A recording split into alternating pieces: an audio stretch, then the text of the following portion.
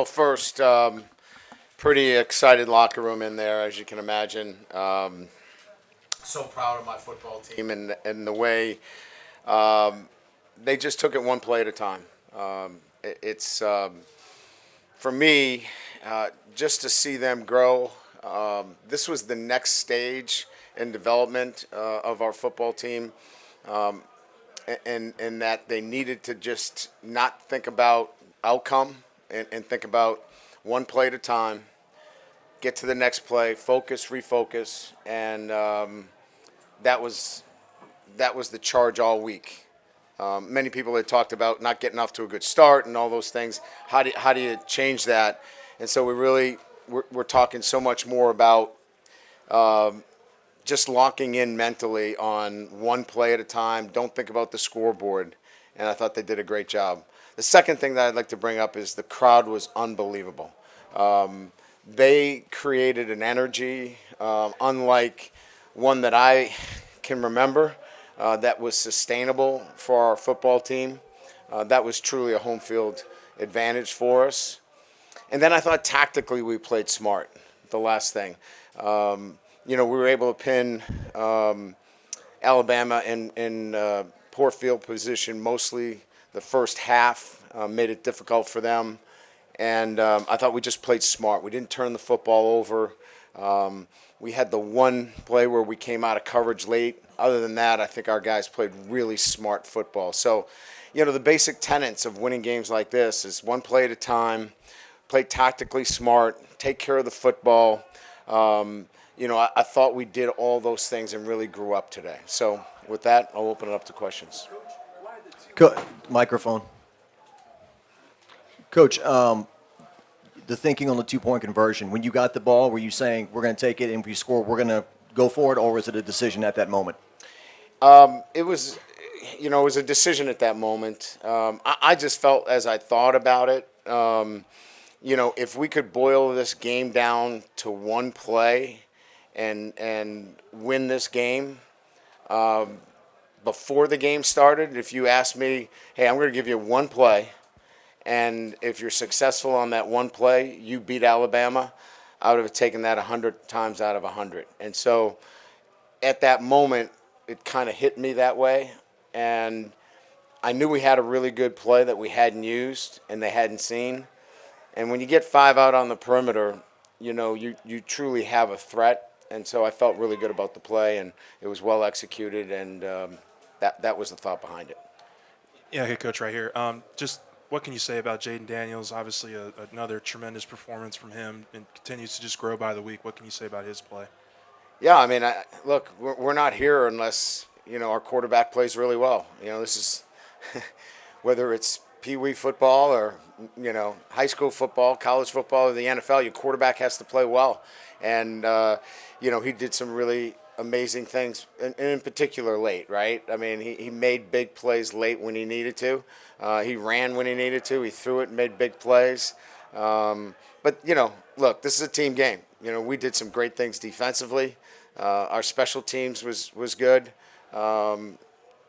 Look, to beat a top 10 team again at home and beat Alabama, you have to have a complete football game. No more questions? Okay. Over here. Coach. Right here. You said it was important to have Harold Perkins and B.J. Ojolari on the field at the same time. Their pass rush eliminated a lot of Bryce Young's opportunities tonight, especially that pivotal one the first half. What makes them so effective together? Well, I think it's just about really putting 11 of your best players on the field at the same time more than anything else. I don't know that there's anything, tactically that says those two guys. I think it's just the collection of getting your best 11 guys on the field. And, Harold's still learning, right? I mean, there's things that you don't see that, we have to adjust when he comes over on the sideline. But there's some things that he does that you can't coach either. So there's the pluses and the minuses there. But clearly when he's on the field, he's making plays and he's productive. Brian, after the Florida State game, if I were to have told you that you would have beaten two top 10 teams and control your own destiny to win the SEC West, what would you have thought? Yeah, I mean, look, I knew after the Florida State game that we were going to get better. I knew this football team was going to be a better team in November. But I don't think that I've ever in my career kind of looked at the crystal ball and kind of said, hey, this is how many wins we're going to get or how many losses. What I did know is they had fight in them after the Florida State game. The way they came back, the way they battled. You know, we got an extra point block. Like, that's on me. Like, it wasn't on them. So I knew that there were good days ahead for this group. How they have worked out, and that's kind of why I went for it. I'm willing to do anything for this group because I think that they have shown that they'll make it happen some way, and they did again tonight. Hey, Coach, just right here. With the two young tackles, how do you think they sort of held up today against one of the best pass rushers in the nation? I don't know how they do it, to be honest with you. It's amazing. Now, they have a mental toughness that is unusual for their age and lack of experience. They just are so strong mentally that they can go back after Campbell gives up a sack and he comes to the sideline and he can explain to me precisely what happened and the steps that he's going to take that it never happens again for the rest of his life. Like, I'm like, whoa, we're good. We're good here. Just get to the next play. But that's how unusual those two freshmen are. They are so focused on doing their job and doing it well. It's quite unusual. Coach, two questions if I can. Talk about, it was a one-point game, but talk about the play that Major Burns did chasing down McClellan early in the game to save that touchdown. He better chase him down. Yeah. He was supposed to be inside out on him. It was an angle route, and, he's supposed to be inside out leverage. He got over the top, cut back inside, and, he did a great job of getting to him and tracking him down and subsequently holds him to a field goal. And then also Jayden Daniels. Everybody's talked about and written about his progression and how well he's playing now from the beginning of the season. And they talk about Coach Denbrock and you. Talk about Joe Sloan, the quarterback's coach. No, I'm not talking about Joe. No way. And the work that he's done. No. He wants to run for governor, Joe. So he's got a career in politics. Joe's been amazing. He really has. He's fun to work with. I enjoy being in the room with him. But he is obviously been instrumental in the development of Jayden and the quarterbacks and has done a terrific job. Absolutely. Thank you for bringing it up. Over here. Oh, Brian, sorry to ask you another coaching question, but what can you say about the job Matt House has done with this group with so many transfers and freshmen on the field at the same time?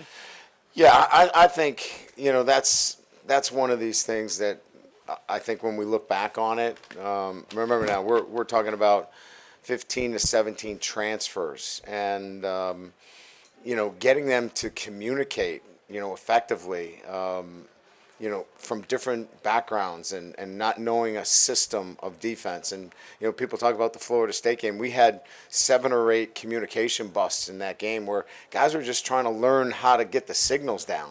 And to watch that growth has been really fun because Matt's personality and demeanor is such that, he can go up to a guy and coach him and demand it, but never be demeaning. And I think that just says a lot about his style.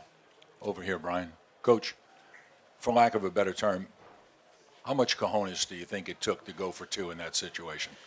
Well, look, you're going to get second-guessed if you don't get it. I get it. But to me, I just felt like I looked at our team, I assessed the situation, and I just felt like it was the right thing to do. I felt like, I don't know that our fans would have been criticizing. They want me to get the win. That's what I'm here for. But I think if you look at it and you say, well, let's get the quarterback in a good play. Let's get him on the edge. Let's utilize his talents. that you really can't quarrel with the decision. So I don't know that it was that much of a huge decision from that perspective. Coach, what in the second quarter on Sage Ryan's strip, what were you told and the explanation from the officials on They that? said that he had not gained full possession, and because of that, when the ball was then slapped out of his hands, the tight end was out of bounds. So therefore, there was no recovery. And the ball on the other one with Wingo, they said that there was not clear.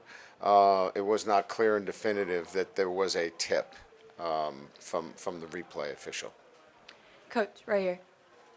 Right here. Before the season started, when you first took the job, you said you weren't scared to come to the SEC because you wanted games like this, you wanted challenges like this, and you said you wanted to beat Nick Saban. So what does it feel like now that, all that kind of came into fruition? Yeah, so, that's a soundbite, right? I mean, this is really about, building a program and, doing it, week in and week out. And, we're here to graduate champions, and we want to win a championship. Now, we've put ourselves in a position where in November, we're contenders for the SEC championship. But, we've got Arkansas next. We're going to enjoy this win over the next 24 hours, and then we're going to get ready for Arkansas. So, that was a bit of a, press conference soundbite. But it's really about building a program here at LSU that can graduate its players and win championships, and that's why I'm here. Okay, you got time for two more, Wilson and Brody. Brian, I mean, specifically, if you could share it, what was the name of the two-point call, and just kind of how did it work? Why did you feel confident in it? Well, it's a play that gives you options at the quarterback position. We're in a sprint out. The ball was in the middle of the field. It gives you the option if they are going to blitz inside, you're out on the perimeter. If they come off the edge, you've got the ability to get the ball out of hand quickly. If they play bracket coverage and they want to double out the receivers, you got a quarterback now on the perimeter, very dangerous. So it's kind of one of those catch-all plays that gets your best player with the ball in his hands on the perimeter, where he can make multiple decisions. And I felt like if we're going to go for two, let's get him moving and give him multiple options, and he'll kind of sort it out and make the play necessary. I believe you told ESPN after the game that you were kind of emotional. I guess I was. Yeah, you're at this point, year one in this program. I guess why are you emotional? Because that was such a great game. I mean, and I had never beaten Alabama, and so me too. That's my friend Pam. She hasn't beaten Alabama either. She's been with me. Those things are kind of like you want to check the box and move on. And so, you get a little emotional about those. And I was emotional, not for myself, but I was emotional for our team because I know what we look like in January, and to see where we are today, that's pretty emotional. Great, thank you.